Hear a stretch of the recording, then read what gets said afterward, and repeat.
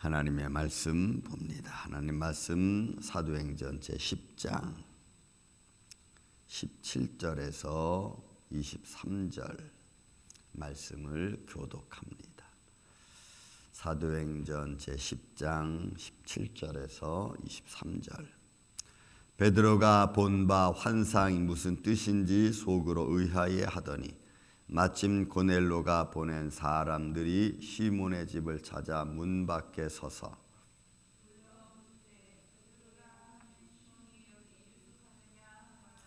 베드로가 그 환상에 대하여 생각할 때에 성령께서 그에게 말씀하시되 두 사람이 너를 찾으니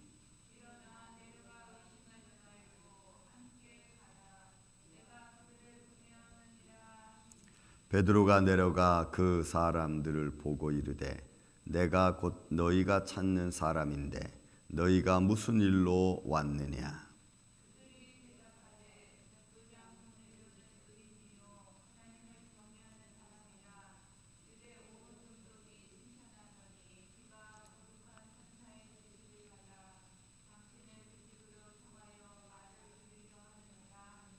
베드로가 불러들여 유숙하게 하니라. 아멘.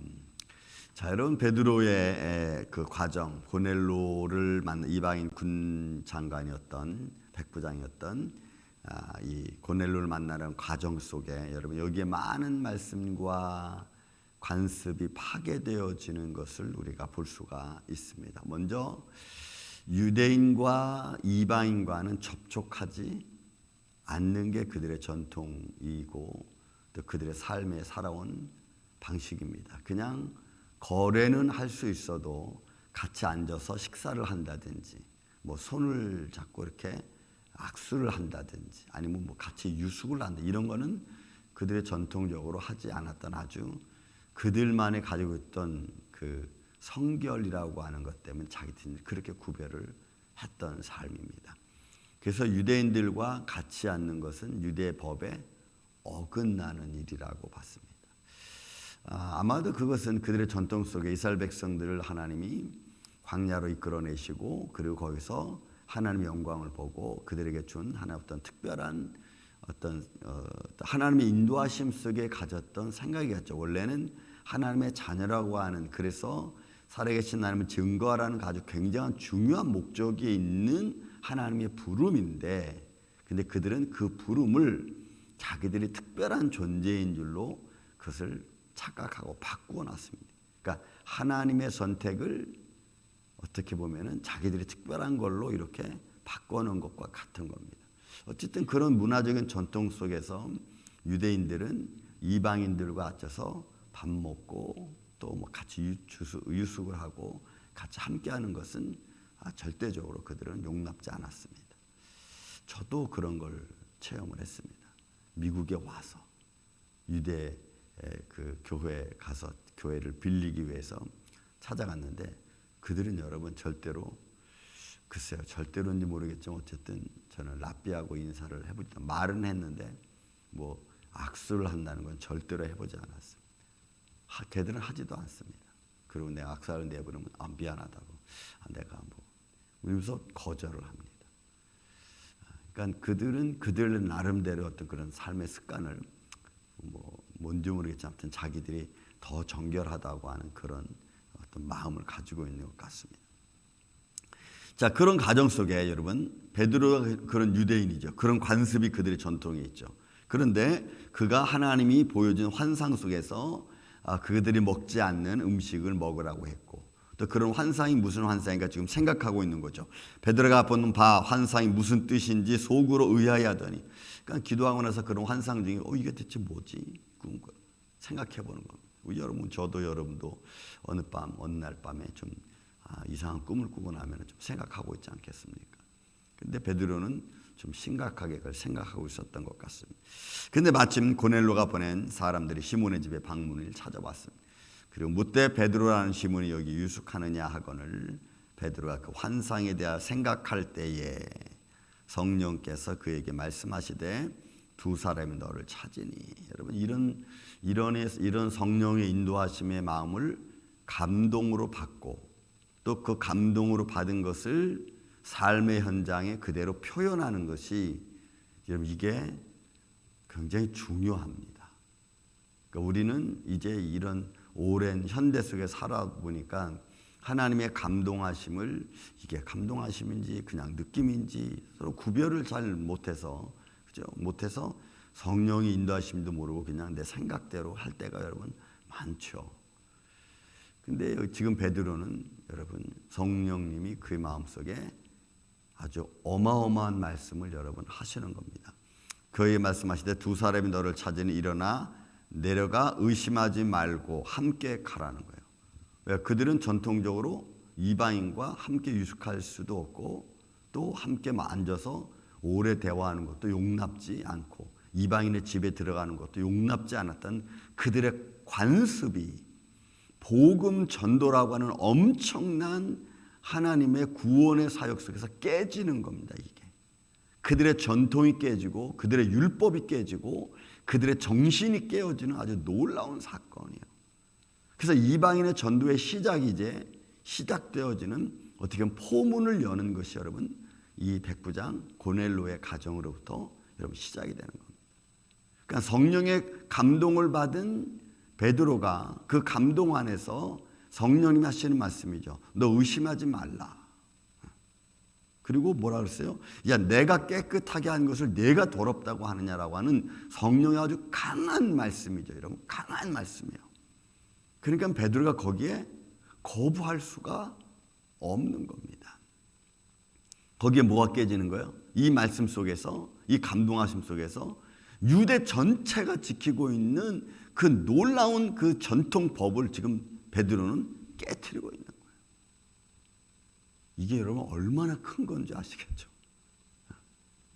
그러니까 베드로는 이 어마어마한 사건을 그냥 믿음으로 받아들여요. 나중에 후에 여러분 이제 바울과 베드로 대화 중에서 베드로가 이방인에게 들어가서 이방인을 유대인처럼 살게 하고 또 유대인이 또 있으면서도 이방인처럼 행동하는 걸 보고 나중에 베드로가 그 바울한테 야단 맞잖아요. 이제 그런 모습이 있을 정도로 유대인과 이방인 사이는 그렇게 엄청난 삶의 어떤 격이, 사회적 격이. 그래서 여러분 예수님 때도 예수님 사마리아 지나갈 때 반대했고 사마리아에 거하는 여인이 수가성 여인이요, 그죠? 당신이 유대인도 어떻게 나한테 말을 거느냐라고 할 정도로. 그러니까 여러분 이게 역사적인 근거가 있는데 721년에 북이스라엘이 아시리아한테 멸망하면서 여러분 이주시켰잖아요. 이방인들을 이스라엘 백성들 와서 살게 하고 그러면서 이방인화 됐죠. 북이스라엘이 금방 이방인화 됐어요. 하나님 율법을 잃어버리고 또 이스라엘 왕들이 이방신들을 많이 섬기고 그래서 남유다가 북이스라엘을 이방인보다 더 이방인처럼 취급을 했다고. 그러니까 이게 이제 역사적으로 남아있다 보니까 여기까지 온 거예요. 여기까지. 그리고 그것이 알게 모르게 전통으로 자리 잡혀버리고 만 겁니다. 그러니까 여러분 여러분의 삶도 저의 삶도 살아오다 보니까 내가 지금까지 뭐 60평생, 70평생, 80평생 살아오다 보니까 이런 어떤 신앙적 관습이 생기고 세상적 관습이 생기고 생활적, 생각적 관습이 나도 모르게 생기는 거죠. 근데 그것이 이런 말씀 안에서 또 성령의 감동하시고 인도하심이라면 그런 것들은 깨져야 될 줄로 믿습니다. 내 관습이 깨지고 생각이 깨지고 삶의 패턴이 여러분 깨져야 되는 거예요. 그래서 일어나 의심하지 말고 함께 가라. 내가 그들을 보내었느니라. 이런 고넬로를 성령님이 감동하시고 천사를 통해서 감동하시고 그리고 고넬로가 사람들을 욥바로 보내라 그랬죠. 한 성령이 보내라 그래서 고넬로가 보냈잖아요. 그러니까 이 모든 절차가 다 성령님이 하시고 하나님이 하신 일이라는 거지. 그러니까 우리는 하나님의 인도하심이라는 것을 절대로 내 편에서만 생각하면 여러분 안 돼요. 반드시 우리는 상대방에 대한 것도 우리는 생각할 줄 아는 믿음의 지혜를 가져야 되는 줄로 믿습니다. 가져야 돼요. 그리고 베드로가 내려가 그 사람들을 보고 이르되 내가 곧 너희가 찾는 사람인데 너희가 무슨 일로 왔느냐 했더니 22절 베드로에 그 백부장 고넬로에 대한 이야기를 보낸 사람들이 쭉 이야기를 합니다. 그들의 이야기를 들으니까 그가 의인이고 하나님을 경외하는 사람이고 또 유대 족속 중에서도 칭찬을 듣는 사람이니까 이 백부장 고넬로는 이방인이지만 유대 사람들에게도 아마 잘했던 사람인 것 같아요. 그러니까 구제와 기도하는 일을 또 구제하는 일을 주로 많이 했겠죠. 아니면 생활 속에 좀 어려운 사람들, 때로는 또 죄수들에게 뭐 백부장이니까 어느 정도 자기의 삶의 권력이 있죠. 그런 걸 가지고 나쁜데 자기의 욕망을 취하는 데 쓰지 않고 아마도 많은 사람들을 배려하고 또 무슨 죄를 저질러서 좀 힘든 일이 있으면 조금 더 유하게 해주고 이런 일들을 아마 했겠죠.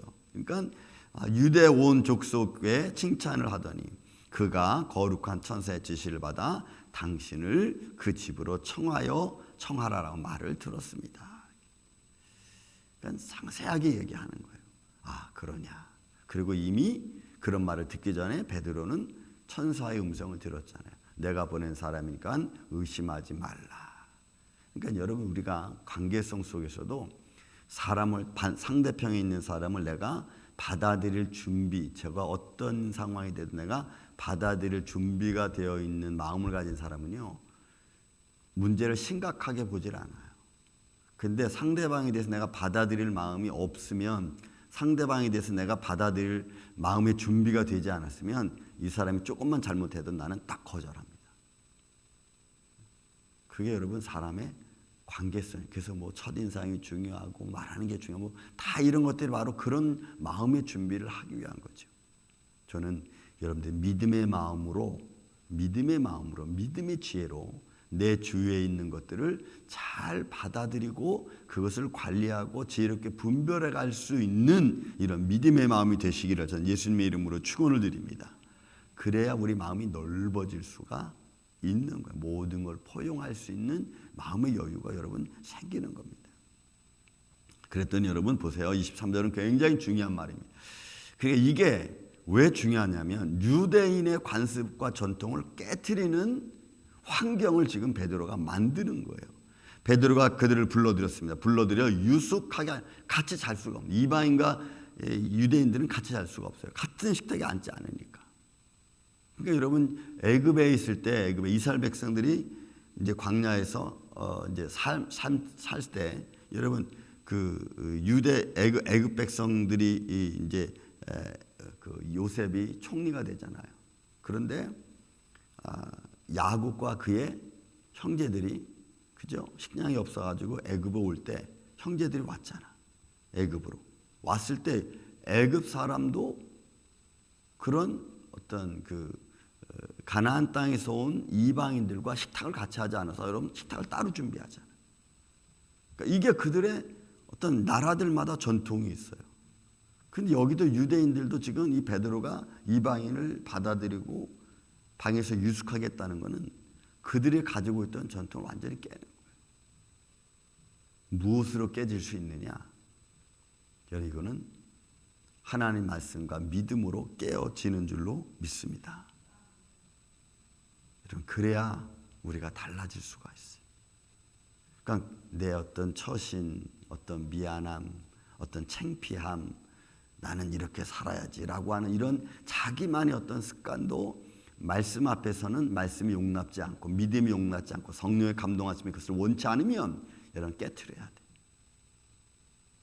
저는 이런 믿음의 마음으로 우리만을 장로교회가 살아가고 또 하나님의 성령님의 감동하심이 우리 안에 늘 충만한 이런 믿음의 모습으로 많은 사람들 같이 포용할 수 있는 우리 교회가 되기를 예수님의 이름으로 축원을 드립니다. 사랑과 은혜가 많으신 아버지 하나님 감사합니다. 우리가 일상생활을 하다 보면은 내 마음에 원치 않는 일들이 얼마나 많이 일어나는지 모릅니다. 또 저마다 가지고 있는 삶의 습관이 달라서 이렇게 저렇게 부딪힐 때도 얼마나 많은지 모릅니다. 주님 그럴 때마다 우리가 주님 안에 주님에서 보내신 바 된 주의 종들인 것을 또 그리스도인인 것을 우리가 먼저 잊지 말게 하여 주시고 믿음의 지혜와 또 주님께서 우리를 통하여 하시고자 하시는 하나님의 거룩한 복음의 전도 사역을 함에 있어 상대방의 또 우리 주위 환경에 있는 사람들에게 우리가 어떤 모습으로든지 거북스럽지 않게 믿음으로 달려갈 수 있도록 우리를 지켜 보호하여 주시옵소서. 그래서 합력하여 선을 이루게 하여 주시고 우리가 이웃에 대하여 넓은 마음을 갖고 또 하나님의 의를 이루어갈 수 있는 그런 주의 종들이 되기를 원합니다. 내 짧은 생각으로 내 좁은 마음으로 하나님이 주시는 은혜의 길을 우리가 잃어버리지 않는 그 하나님의 사람, 그래서 주의 부름받은 종으로서 하나님 앞에 인정받고 많은 사람들에게 인정받는 그런 믿음의 길을 걸어갈 수 있도록 주님 지켜 보호하여 주시옵소서. 주님의 몸된 교회, 사랑 가정, 우리 사역자들이 이런 믿음의 길을 걸어감에 있어 힘들지 않도록 때마다 일마다 돕는 은혜를 더하여 주시옵기를 원하옵고 사랑이 많으신 예수님의 이름으로 기도하옵나이다. 아멘. 하늘의